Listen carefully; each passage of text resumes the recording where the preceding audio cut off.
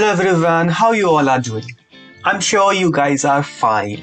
As of me, today I am going to share my CV building techniques with all you guys. Maybe this pandemic has made getting a job a very difficult thing, but it is always better to arrange your academic details in a proper way so that whenever there is an opportunity, you will be ready for it. Hopefully, these will be part 1 and part 2 videos. In part 1, we will collect all the information that is required that we will put in our final CV. We will write everything down, and in the next part, we will convert that normally looking information into a much more appealing to the eye. So let's not waste any more time and get along with the step 1 of creating a good CV. There is no standard way of building your CV, since it is always down to personal preference how one wants his or her CV to look. Of course, the job requirement would ask for some modifications,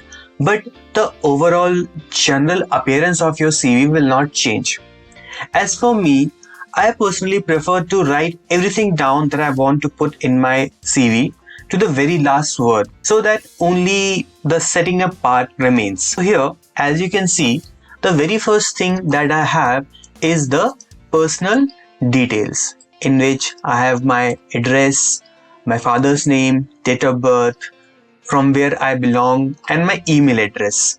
This is different for everyone. This is going to be very easy to write, since there is nothing that you have to think much about. Simply you can write your name, your address, your father's name, your date of birth, and from where you belong. That is very necessary. And lastly, your email address. The next step we have is about your personal profile. This is different for everyone. If you are a commerce student, then this will be different. If you have a computer science background, then your professional profile will look according to that.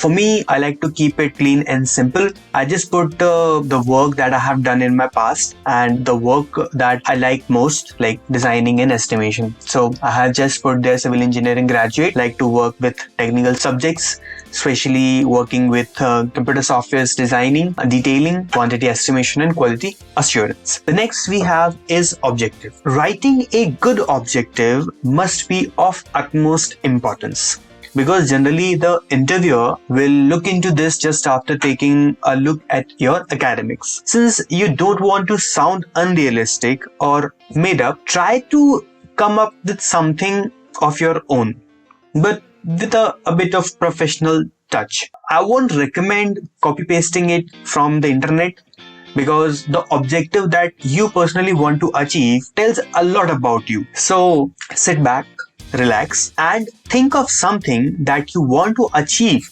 from the job that you are applying for. Make some rough samples and refine it over time. For me, I have refined it so many times, and ultimately, currently I am going up with this. My objective is to obtain a position in a professional environment where my skills are valued and can benefit the organization.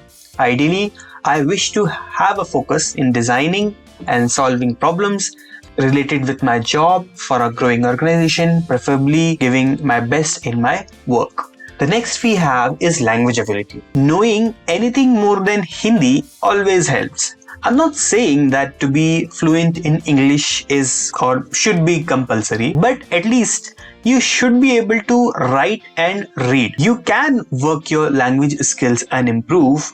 In my case, I can read, write, and speak Hindi and English, and I can read and write Spanish, and good with simple talks in Spanish, like greetings or asking what you would like to eat and from where you are. I have been learning it as a hobby from a very long time. Now I'm in a position I can put it in my CV as a skill that I possess. Don't put any language in your CV that you have just started learning, so that you have something to put it in your CV. Because if the interviewer asks about it and your reply is that you just started learning, it is definitely not going to leave a good impression on him. So try to learn more than one language. Of course, English should be a secondary one. Your primary can be your local language or Hindi. Try to get a good hold of English, if not any other language like Spanish or Japanese, but knowing anything more than Hindi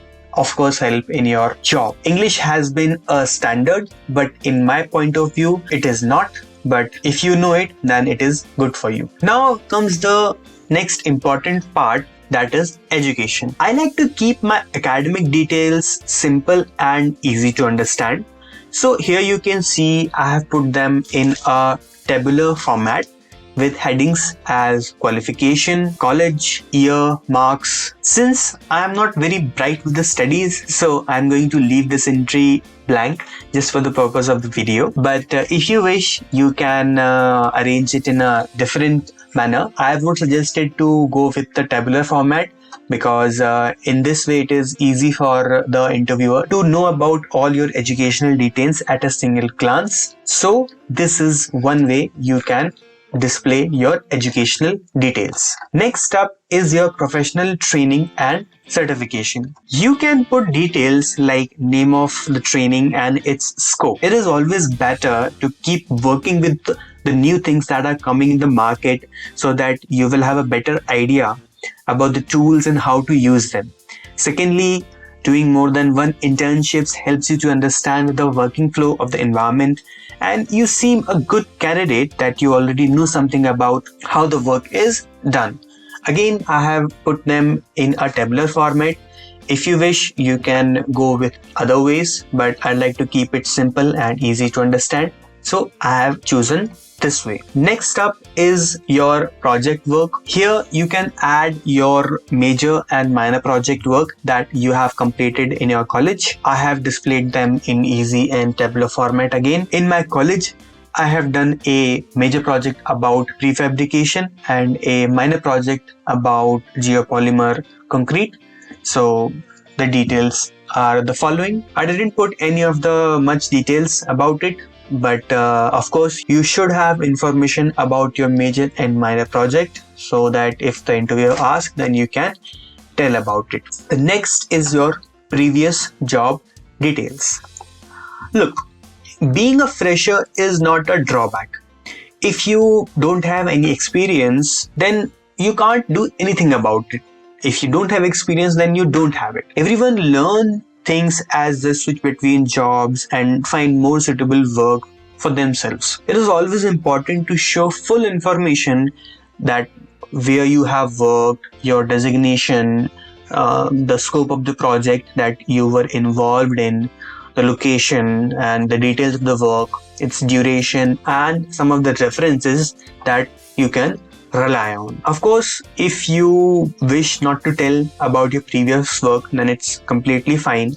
Just remember that if you add these details, then make sure that you do know about the work that you have done, like how it is performed and why did you quit your last job. It is always a good thing to write down the preferences so that if the company wishes, they can talk to your given references about your previous jobs and can have a better understanding of you. Writing references is always a nice touch to your CV. Next up, your self-assisting work. Now this particular entry I have edited by myself. It is not a standard kind of entry since I like learning softwares like CAD and Revit and I'm always understanding those, so I like to let them know that I am working on these softwares. And since I don't have any sort of certification now, but it really helps to show that if they are getting something extra if they hire you. So maybe in future it will come in handy. Next up is your personal details. In the personal details, you can put all your information regarding your hobbies, your skills, your extracurricular work, movies, games, etc. etc. You can put everything here. Make sure whatever you put here, you should have some information about it. For example, as I have put about reading books, or listening to music, or writing or presenting seminars, then definitely one should have information about all these, like playing badminton and all. Then what's the size of the court, about computer games and what were the recent computer games I played. Reading novels, then what were the previous 2 novels that I read. So all these information, like whatever the personal details or the hobbies that you possess, you should have information about it. And whenever there is a question asked, then you should be able to tell something about it.